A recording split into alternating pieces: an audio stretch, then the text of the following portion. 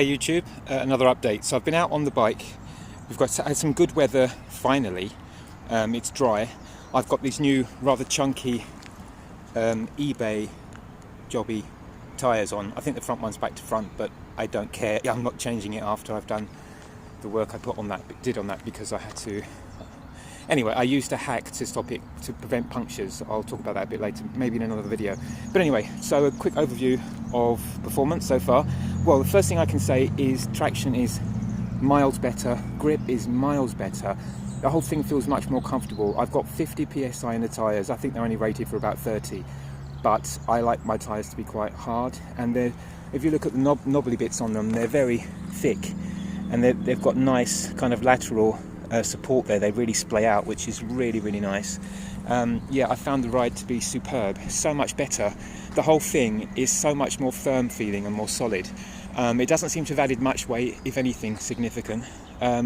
Also, with the chatter I was getting in here, I've actually solved that by putting basically 2 strips of cut down paint protector to make it a little bit thick between the gap here, and I also did it under here. And that seems to have created a kind of cushion and got rid of the high frequency chatter. Now I'm hoping, because there is no longer any high frequency chatter, it will lessen the chances of this area loosening.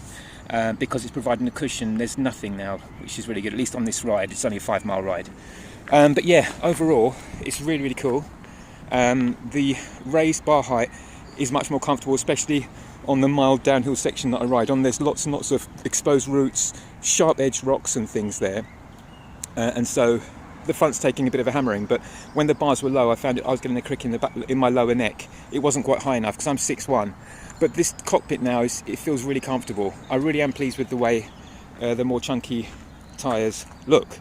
But yeah, so far it's handling really well. I'm really pleased with it. I mean, I've only got 2.5 to 3 inches travel at the front and maybe 1.5 to 2 at the back. So this is no mountain bike in terms of travel. I refer to it as a kind of soft tail, XC light kind of thing, leisure bike, who knows? You know, XTB, cross terrain, a kind of mild version of a kind of, I don't know, crossover bike if you like.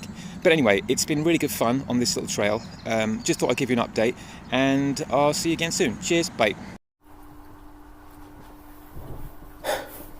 Hello, just got back in from my ride. Just a bit of an addition to the video, something that kind of occurred to me after I'd done it. One of the things that I found was interesting about changing the tyres, I think in particular, was how it affected the kind of power delivery on the bike, and also, strangely, the throttle response. I think the throttle is somehow influenced by the rolling resistance from the tyres, and just the different feel that it gives, and the more friction it's adding to the whole system. So what do I mean by that? I found when I was engaging the throttle, and also when the motor was being engaged just by pedaling as well through the cadence sensor, the initial surge of power was different. It seemed to smooth out that kind of very peaky sort of engagement of power, and it seemed to be much more progressive. I think that may have something to do with rolling resistance and just the quality of the tyres on the road and on the trail and things like that. And that actually seemed to smooth the whole experience out. It made the bike feel less abrupt and not as fast. And I think it might have actually affected speed as well somewhat. I think I'm down maybe 1 or 2 miles an hour, depending on what I'm doing. So clear hill climbs went down from about 10 miles an hour to about 7 or even 6, excuse me, when the battery was a bit lower. And also just pedaling, I've got 3 gears in the motor, or 3 stages of pedal assistance. They all felt slightly slower, or at least it tended to ramp up much more slowly, or if it was more progressive in the way the power delivery was handled, and the throttle response as well was more progressive and less on-off. So yeah, it wasn't as punchy or as lively.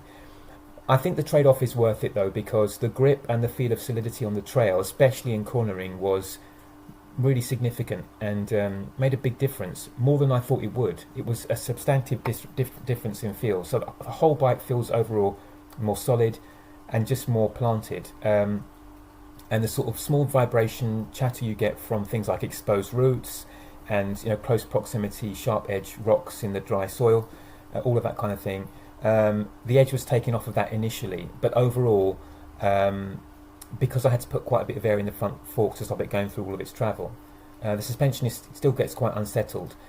I think the bike is really at its limit on that kind of very moderate cross-country trail without too many steep hills or inclines. And there are some more severe elements to that trail, but overall I think it's quite mild.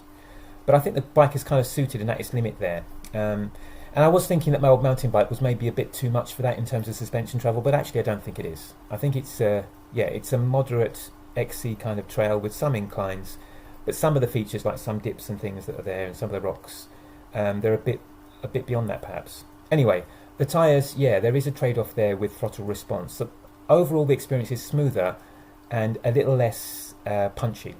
Anyway, I thought I'd add that. And I will do another video at some point perhaps, and I'll see you soon. Bye.